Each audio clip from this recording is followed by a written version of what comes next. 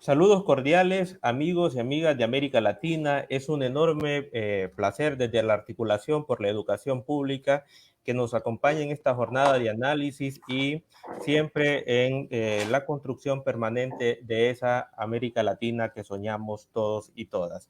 Es un gusto como articulación desde la línea tecnología, disputas entre el mercado y el derecho legítimo a la educación que nos acompañen, ¿verdad? En alianza, articulación con Agenda MX de México, Insurgencia Magisterial también de México, Abaco en Red de Nicaragua y muchos educadores de toda América Latina que se han involucrado para construir este espacio que nos permita ir construyendo la educación que soñamos todos y todas.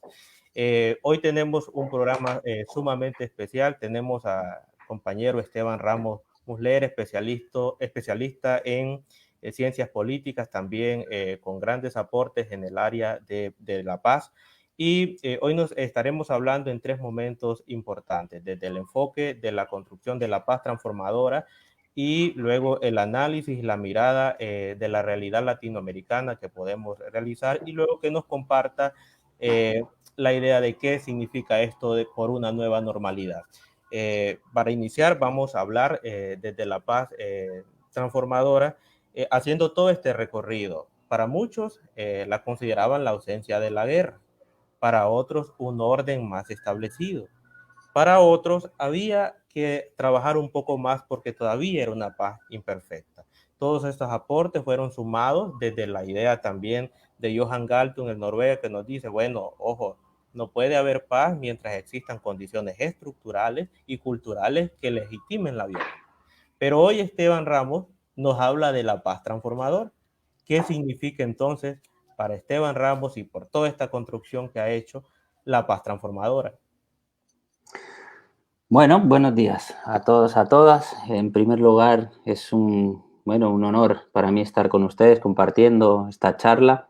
Quiero saludarte a ti, Cándido, en primera instancia, por invitarme, por platicar. Ya nos conocemos hace unos años y en Honduras pues estamos trabajando, ¿no?, duro desde la Universidad Nacional Autónoma de Honduras para construir y aportar, ¿verdad?, desde nuestras trincheras a la construcción de una educación pública, de calidad, sentipensante, ¿verdad?, que nos permita propiciar las reflexiones críticas necesarias para hacer las transformaciones que debemos hacer en nuestras comunidades y en nuestros países.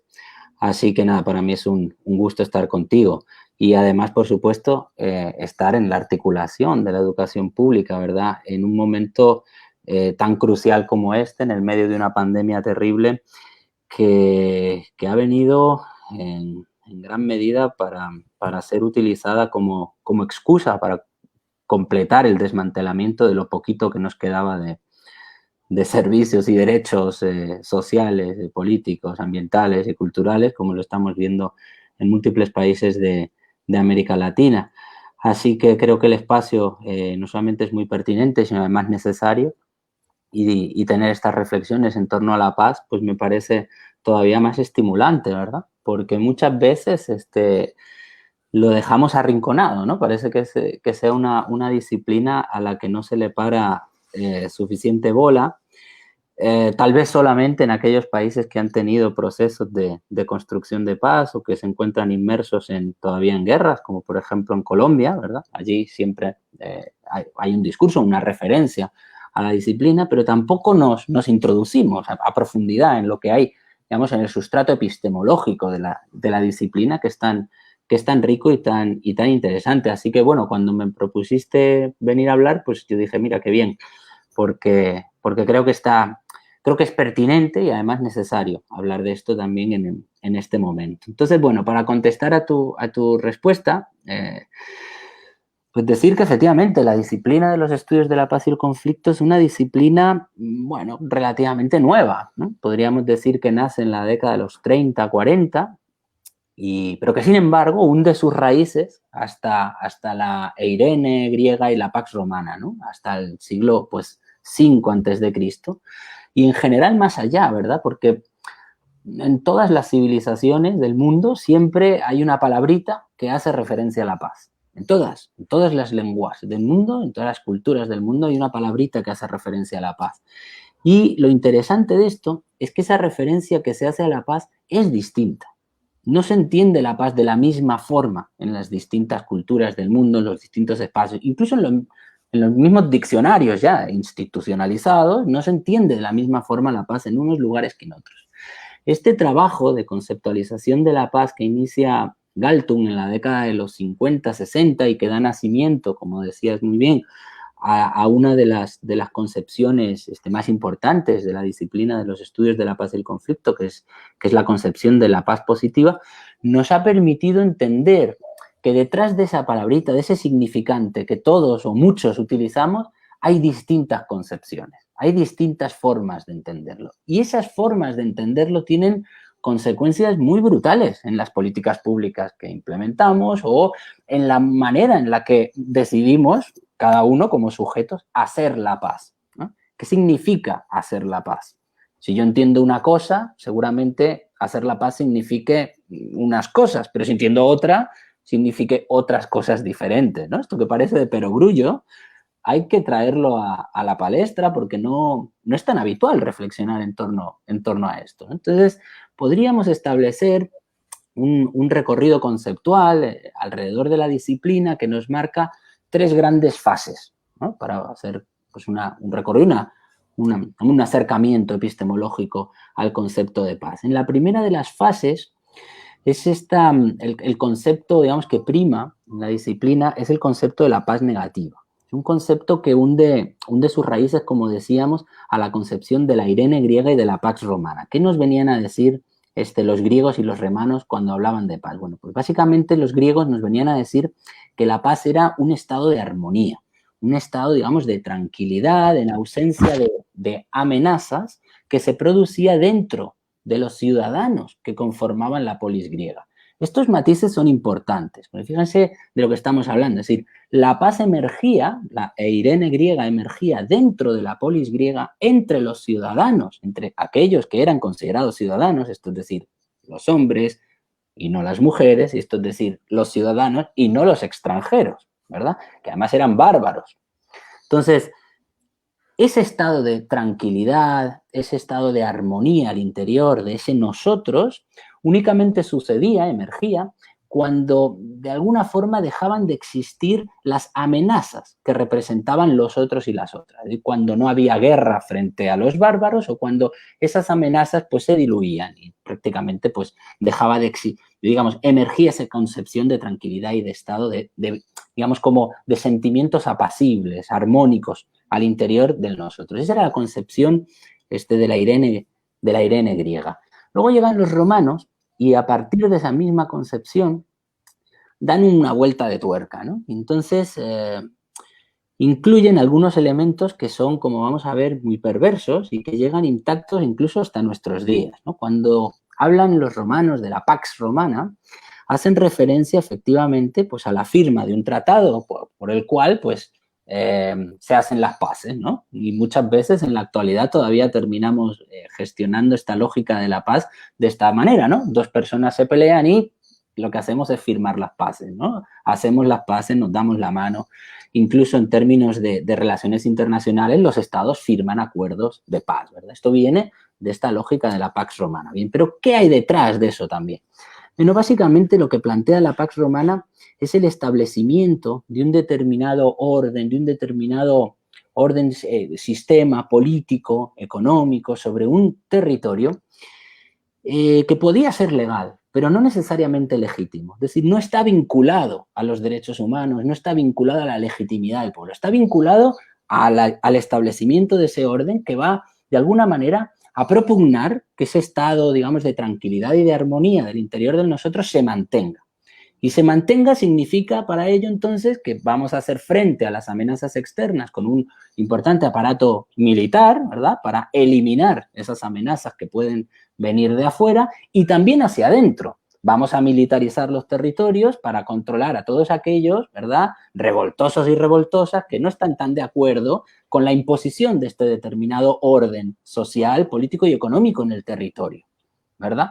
Bueno, ¿y esto a qué nos lleva? pues nos lleva a realmente muchas políticas públicas que estamos viendo en la actualidad en nuestro país, que estamos viendo en la actualidad y que además llevan históricamente desarrollándose en el continente latinoamericano y en el mundo, ¿verdad? Al final, esta concepción de la Irene griega y de la paz romana, que recibe el nombre en la disciplina de paz negativa, es la que al final ha sido hegemónica a lo largo de la historia y que tiene unas consecuencias muy brutales, porque, por ejemplo, significa legitimar la guerra en aras de sostener ese statu quo, en aras de sostener ese orden, ese poder, ese control, ese sistema en un determinado territorio, ¿verdad?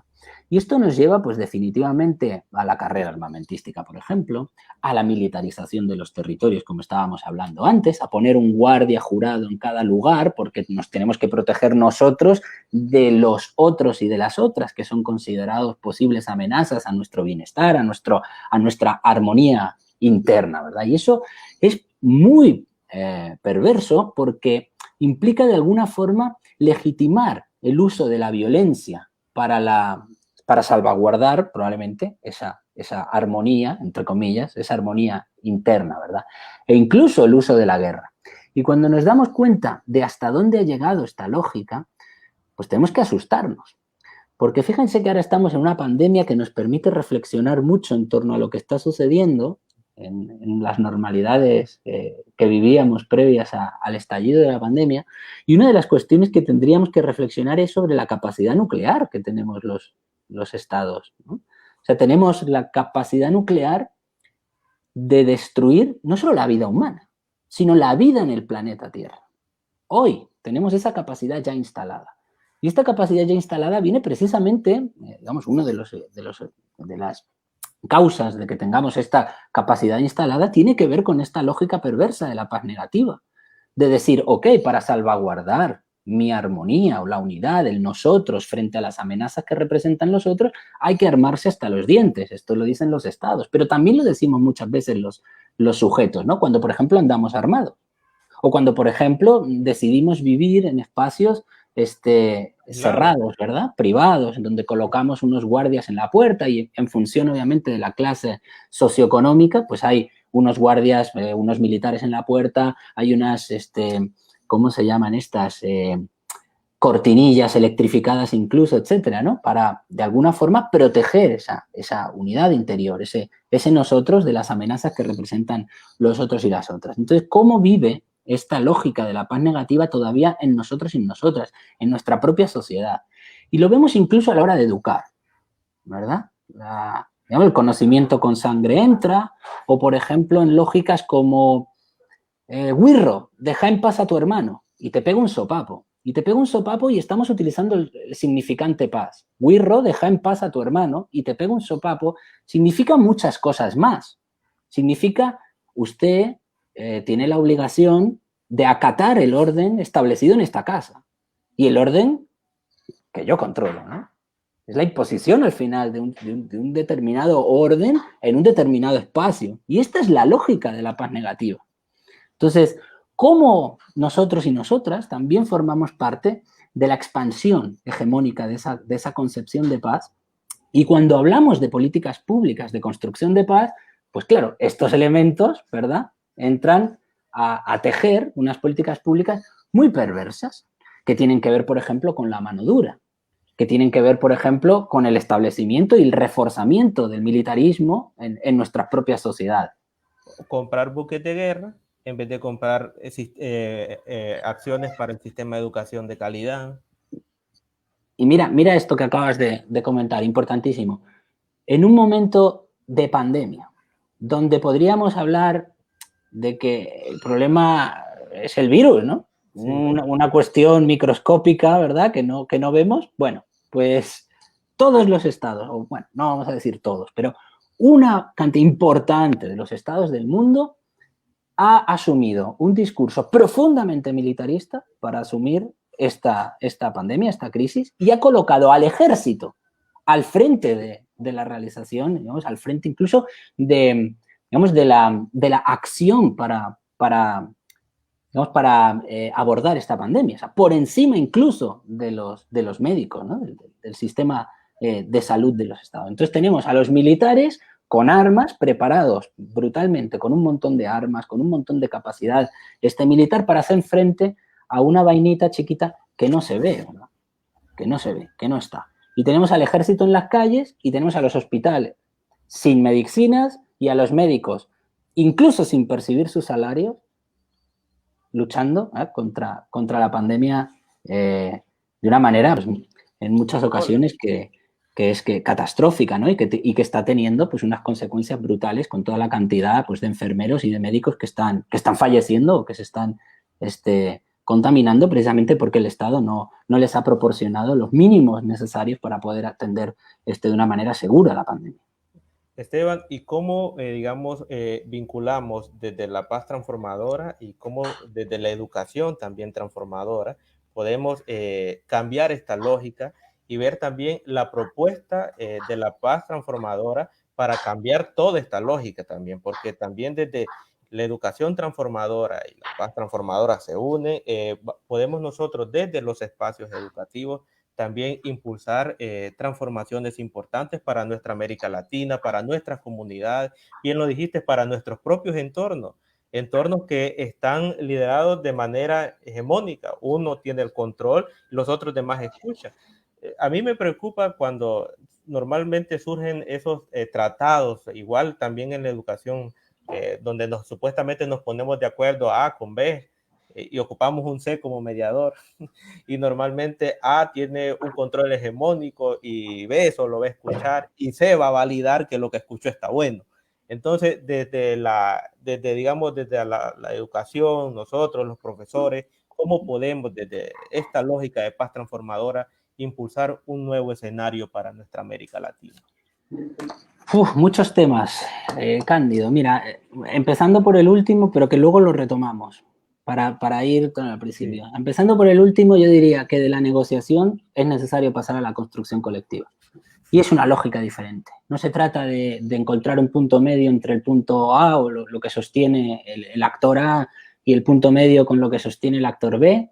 Aquí no, digamos que la virtud aquí no es una lógica aristotélica, no está en el punto medio. La virtud es una cuestión que se construye a partir de las reflexiones, de los sentires, de los pensares, de los pueblos o de las personas que están vinculadas a ese proceso concreto, ¿verdad? Entonces, partiendo por ahí, pero para entender esto, de pronto hay que ir un poco más allá, ¿no? Más atrás. Entonces, cuando estábamos hablando de esta lógica hegemónica de la paz negativa, también hablamos de que efectivamente no es la única que existe. O sea, como tú lo habías enunciado, ¿verdad? Dentro de la disciplina existen otras fases. Nos hemos quedado, de hecho, en la primera, ¿no? Tenemos la segunda, tenemos la tercera. Entonces nos damos cuenta que Johan Galtung se da cuenta en la década de los 50 a los 60 que efectivamente plantear los procesos de construcción de paz de acuerdo con una lógica de paz negativa es profundamente perjudicial, ¿no? Porque estamos hablando al final de impulsar a la propia violencia. Entonces, lo que nos plantea Johan Galtung es que la paz, de acuerdo con esta concepción de la paz positiva, es un ideal, es una utopía multidisciplinar que tiene, digamos, tres grandes dimensiones. La dimensión de la paz directa, la dimensión de la paz estructural y la dimensión de la paz cultural. Bueno, son todos conceptitos que vamos a tratar de dar cuenta un poquito de ellos. Lo primero que nos dice Galtung es que efectivamente tenemos que entender la violencia como algo mucho más allá de la violencia física, ¿verdad? De la guerra o de una agresión específica entre dos personas. Tenemos que entender que la violencia tiene que ver con la violencia estructural y tiene que ver con la violencia cultural. Y este es un concepto fundamental que surge en la década de los 60, a partir del cual Galtung construye su conceptualización epistemológica de paz positiva. Lo primero que nos dice es que lo que vemos normalmente en la violencia es el pico, ¿verdad?, del iceberg, ¿verdad? La violencia directa, un insulto, un golpe, una guerra. Pero lo que no vemos normalmente es todo aquello que en realidad es lo que contribuye a que la violencia directa sea mayor. Está hablando de la violencia estructural. Al final, la violencia estructural es aquella derivada de los sistemas políticos y económicos cuando impiden o imposibilitan la posibilidad de que los sujetos atiendan sus necesidades materiales. Simple y sencillo. Y una violencia tan brutal en América Latina, ¿no? La violencia estructural es la violencia más brutal en América Latina.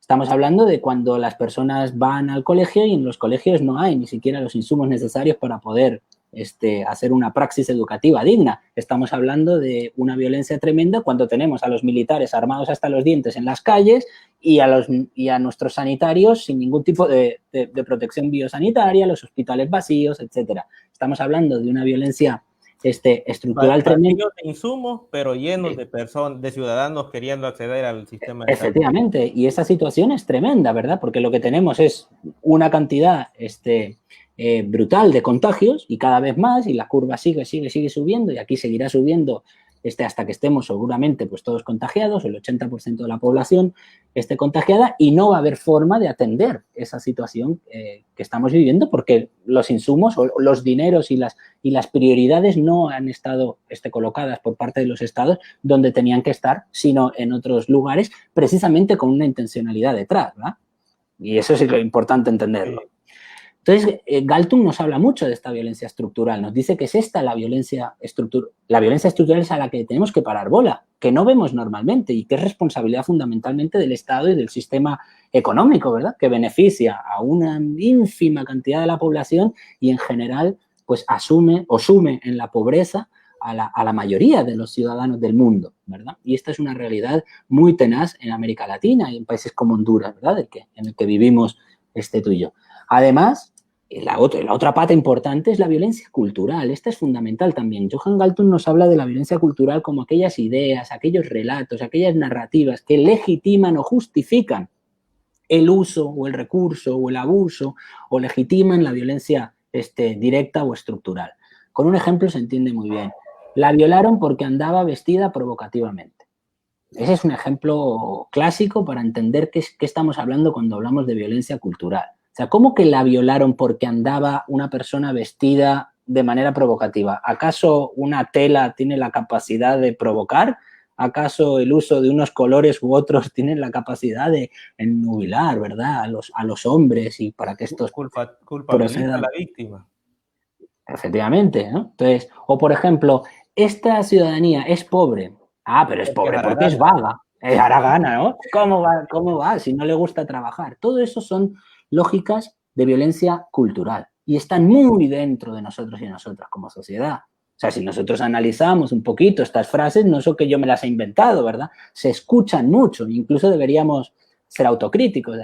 También nosotros y nosotras practicamos esta violencia cultural. Bien, pues la violencia estructural y la violencia cultural son los motores de la violencia directa. Cuando Galtung plantea esto en su famoso triángulo de las violencias, lo que nos dice es que la paz tiene que ir mucho más allá de la ausencia de guerras, ¿no? Lo que nos dice es que la paz tiene que ir y tiene que tener que ver con la paz estructural y con la paz cultural también. No es solo no agredirse y tener mecanismos de resolución de la conflictividad, ¿verdad? De resolución mediante el diálogo, mediante, yo qué sé, los acuerdos, ¿verdad? Que sería la dimensión de la paz directa. Es también tener una paz estructural y una paz cultural, que tiene que ver con tener un Estado digno, que atienda las necesidades materiales del conjunto de la población. Tiene que ver con un sistema económico que nos permita a todos satisfacer nuestras necesidades. Y tiene que ver también con la presencia de ideas, de relatos y de cultura de paz, que nos permite efectivamente desarrollar la paz directa y la paz estructural, ¿verdad? Este planteamiento de Johan Galtung, que fue clave en la historia de nuestra disciplina, no es, por desgracia, hegemónico en la actualidad. No lo es en los espacios políticos hegemónicos de poder, pero tampoco lo es en el común de la sociedad, si nos ponemos a platicar, ¿no? Sería una utopía hermosa, ¿verdad? Que pudiéramos cumplir con esas tres de las grandes dimensiones que nos plantea Johan Galtung. Sería hermoso pues tener unos estados dignos, que todos podamos disfrutar de nuestros derechos y el Estado pues tuviera las garantías, otorgara las garantías de cumplimiento de estos derechos a todos los ciudadanos. Sin embargo, esta realidad no sucede. Y esta realidad no sucede por muchas cuestiones, por supuesto, ¿eh? Y aquí es donde entramos en esta dimensión de lo estructural y de los intereses de poder, etcétera, que es tan importante reflexionar al respecto. Y es lo que nos pone también a las personas que trabajamos en esta disciplina en un reto importante, ¿no? Que ya entraríamos a la tercera de las fases. Estoy haciendo esto un poco largo, ¿verdad? No sé, sí. Pero en todo caso, vamos a aterrizar. Cuando hablamos entonces de esta tercera fase, estamos hablando en los estudios de la paz y el conflicto de una fase que nos convoca ya al conjunto de la ciudadanía. Es decir, ¿cómo hacemos? O sea, en alguna manera, respondemos a la siguiente pregunta. ¿Cómo hacemos para hacer realidad una paz de otra forma, una paz positiva, si se quiere? ¿Cómo hacemos para hacer realidad la paz en nuestras realidades específicas, en estos contextos en los que nos vivimos y que sufrimos, ¿verdad? Bueno, pues ahí hay un montón de autores que tenemos respuestas distintas, ¿no? Y está bien, esto es un momento en el que existen distintas concepciones epistemológicas de la paz y, bueno, y nosotros, una serie de autores, trabajamos con la lógica de la paz transformadora. Nosotros lo que planteamos, de manera muy resumida, para no hacerlo tampoco tan largo, es que la paz no es un resultado. La paz no es una utopía. Esta es la primera de las ideas clave. La paz es un constructo social. Y esto es muy distinto a entender la paz como un resultado. De cuando se eliminen las violencias, emergerá la paz. No, señor. Eso es importante para la construcción de paz, por supuesto que sí. Pero es el hecho de trabajar en la eliminación de las violencias y hacer las transformaciones sociales, personales, estructurales y ambientales la que genera el camino de construcción. Es decir, nos enfocamos en el medio. La paz es un constructo social que desarrollamos juntos y juntas cuando logramos la atención sinérgica de las necesidades, cuando logramos el buen vivir, cuando construimos unas formas de sentir, de pensar, de dialogar, de construir diferentes a las que hegemónicamente se imponen desde esta lógica de paz negativa o desde los poderes instituidos. Entonces, el acento está en el proceso y no en el resultado. Y para que este proceso emerja, para que el proceso de paz emerja, hay un elemento clave y es la participación del conjunto de la ciudadanía como sujeto del proceso y no como objeto. Y aquí es donde entramos a todos los procesos de movimientos sociales, de transformación colectiva. No se puede decretar la paz. La paz transformadora no se decreta. No la decretan los líderes políticos, no la decretan los líderes de los movimientos sociales. La paz transformadora la construimos juntos y juntas como sujetos del proceso, como personas que nos vinculamos a la reflexión colectiva, sentipensante de transformación y como personas que ejercemos y practicamos esa transformación del modo de hacer, del modo de ser, del modo de vivir, del modo de estar con el otro y con la otra. Entonces, esta perspectiva de paz transformadora hace un poco girar, ¿no?, la lógica, digamos, que veníamos hablando anteriormente, ¿no?, desde el estructuralismo a un constructivismo complejo, a un constructivismo materialista. Y esto es importante porque el proceso de construcción lo hacemos los pueblos en tanto que lo hacemos, pero no estamos convocados por nadie, ¿no?, a hacerlo. Somos nosotros y nosotras quienes practicamos, ¿no?, quienes ejercemos esa praxis de construcción de paz entre nosotros y nosotras. Entonces yo creo que ese elemento es muy importante de comprender. Es decir, la paz transformadora emerge cuando logramos atender sinérgicamente las necesidades nosotros y nosotras, juntos y juntas, cuando logramos, digamos, que cristalicen otros modelos de ser, de vida, de hacer, que permitan efectivamente esa construcción colectiva. Interesante, y recapitulando también, yo creo que a Johan Galtung le preocupaba tanto el tema de la violencia cultural porque también le recetó un libro completo a la violencia cultural, a entenderla, comprenderla, y yo creo que, como diciendo, a esta generación que no pudo, les dejo elementos para las próximas generaciones. También, Esteban, y es lo interesante que buscamos en este espacio, cómo aglutinamos saberes, ¿verdad? Partimos de que necesitamos pasar de la negociación, ¿verdad?, a la construcción participativa. Igual hemos tenido otros espacios desde la cooperación genuina, entonces podríamos ponerle construcción participativa desde cooperar de manera genuina, y eso es lo que buscamos, que dar elementos para la construcción de América Latina. Ya, digamos, para ir cerrando, Esteban, me preocupa algo. Las personas normalmente nos dijeron al inicio, este discurso que es como la violencia cultural que va legitimando lo que quieren hacer, nos decían, bueno, después de la pandemia viene un mundo diferente, un mundo bonito, un mundo que se va a construir como por arte de magia. Otros decían, no, oigan, espérense, esto es muy difícil. Pero yo quiero referirme a qué dejamos en marzo que nos paramos en América Latina por el tema de la pandemia. ¿Qué era América Latina antes de la pandemia? Y Oswan, que es parte de la información que ustedes han recopilado, nos dice que América Latina, el 10% de la población más rica, concentra el 68% de la riqueza. Eso lo dejamos antes de la pandemia. Mientras ahora nos están diciendo, hombre, volvamos a la normalidad que dejamos. creo que es un poco, perdón el término, masoquista querer volver a esa normalidad que teníamos, que el 68% de los recursos era controlado por 1% de la población de América Latina. Y el 50%, Esteban, como lo dicen ustedes, vive con 5.50% de dólares al día. Esa es la realidad que nos quieren que volvamos. Pero existe una nueva oportunidad de construir otra nueva normalidad. Así, para resumir, ¿verdad, Esteban? ¿Qué nos podrías comentar? Miren, voy a hacer alusión a dos frases que me parece que son muy discientes. La primera, del maestro Gandhi, cuando nos habla de que la paz es el camino, de que la paz es el proceso de la construcción, al final es lo que está diciendo. Dice algo en relación a lo que planteas muy importante. Dice, la Tierra proporciona lo suficiente para satisfacer las necesidades de todos los hombres. De todos los hombres, se refiere a los seres humanos.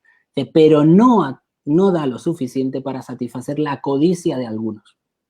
Yo creo que esto es un elemento clave para entender aquí, ¿no?, de lo que estamos hablando. Nosotros en el manifiesto por una nueva normalidad recogemos un poco ese planteamiento y lo traemos, lo actualizamos a este momento de pandemia tan tremendo que estamos viviendo. Y nosotros decimos en el manifiesto por una nueva normalidad lo siguiente: no mata el virus tanto como lo hace la perversa normalidad a la que nos afanamos por regresar. Porque el problema es que venimos arrastrando una crisis endémica en América Latina que nos ha dejado al conjunto de pueblos latinoamericanos en una situación terrible, en una situación de desprotección, en una situación de pobreza impresionante. ¿Cómo vamos a estar ahora queriendo regresar a esa misma normalidad perversa que nos ha tenido como nos tiene? Y que nos tiene económicamente, que nos tiene políticamente, que nos tiene socialmente de alguna forma sometidos ante un sistema opresor que beneficia definitivamente a unas pequeñas élites, unas élites políticas, unas élites económicas, unas élites religiosas, unas élites burocráticas que son, y militares, 5 élites, que son quienes controlan los poderes en nuestros distintos estados. Entonces, ¿cómo vamos a querer regresar a esa perversa normalidad previa a la de la pandemia?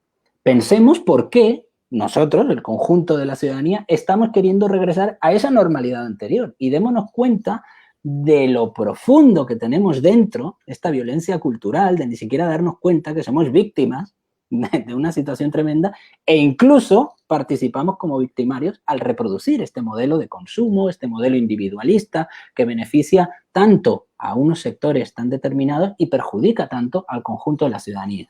Entonces nosotros en el marco del Consejo Latinoamericano de Investigación para la Paz estuvimos trabajando con una serie de académicos de distintas partes de América Latina sobre este llamado, ¿no? Al final lo que nosotros propusimos fue desarrollar una iniciativa que permitiera convertirse en un llamado para construir un movimiento por una nueva normalidad. Es el llamado a los pueblos latinoamericanos y es el llamado a construir juntos una nueva normalidad que realmente sea justa, que realmente sea equitativa en beneficio para el conjunto de la ciudadanía. Y ese proceso lo hemos llamado, pues la construcción colectiva de una nueva normalidad. Y para ello, pues tenemos una serie de páginas en Internet, en los perfiles sociales, en Facebook, en Twitter, y tenemos una página web que se llama unanuevanormalidad.org. Uno puede entrar ahí y después entrar a las distintas redes sociales. Y tenemos también un manifiesto que ha sido pues firmado por ya más de 300 organizaciones sociales de América Latina, académicos, centros de estudio, incluso pues prestigiosos académicos a nivel mundial, como Boaventura de Sousa, como Carlos Taibo, como Betty Reardon y otros grandes pensadores de América Latina y del mundo, que de alguna forma nos vienen a proponer pues 10 grandes enfoques de trabajo, ¿no? Nosotros lo que planteamos en el manifiesto por una nueva normalidad es que es perfectamente posible construirla. Es perfectamente posible no volver a lo anterior. Innecesario, pero además es complicado. Esto no quiere decir que sea una cuestión fácil, ¿verdad? El escenario que viene o los escenarios que se plantean después de la pandemia son oscuros y podríamos hablar de eso un momento, ¿no?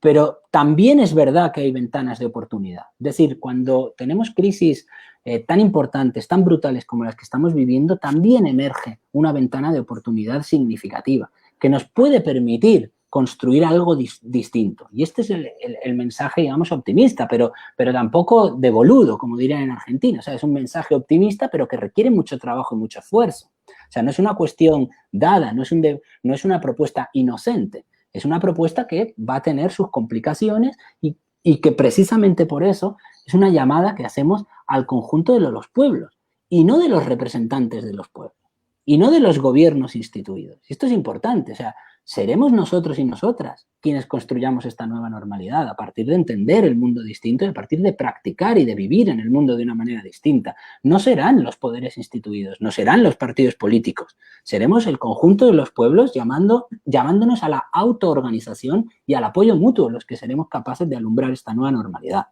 Bueno, y lastimosamente llegamos, digamos, a esta parte, ¿verdad? Seguro vamos a seguir dialogando con este tema. Importante mencionar, gracias Esteban siempre por apoyarnos, por querer compartir toda esta información. Solo rapidito, Esteban acaba de mencionar a Carlos Taibo, si lo pueden seguir a los que nos están escuchando, él es el creador de la propuesta del decrecimiento, de libros fantásticos, a mí me encantó, es una propuesta económica diferente. Esteban, muchas gracias, vamos a seguir construyendo estos nuevos escenarios desde toda América Latina. Yo creo que hay muchas personas, igual que tú, igual que la articulación, que pensamos que otra nueva normalidad es necesaria, sin duda alguna. Además, pero que esa nueva normalidad ya no entre en que la van a construir unos sectores en particular, sino desde la participación cooperativa, genuina, ¿verdad? Es que vamos a ir construyendo. A todos en América Latina les agradezco mucho por seguir este espacio de la articulación por la educación pública. Nos despedimos y será hasta la próxima, que nos encontremos en otro diálogo que surge de la América Latina, desde las tierras de Tupac Amaru hasta las tierras allá del cura Hidalgo, de José Martí, de Francisco Morazán, de Eduardo Galeano, que nos han regalado propuestas interesantes para construir la América Latina que deseamos. Me despido con esta frase: en un mundo donde la maldad de la minoría es agobiante, creo que los buenos tenemos la obligación de tomar la palabra. Muchas gracias, compañeros, y el programa va a quedar en los diferentes espacios y también va a estar el link para que puedan descargar el libro de La Paz Transformadora. Saludos cordiales. Un abrazo.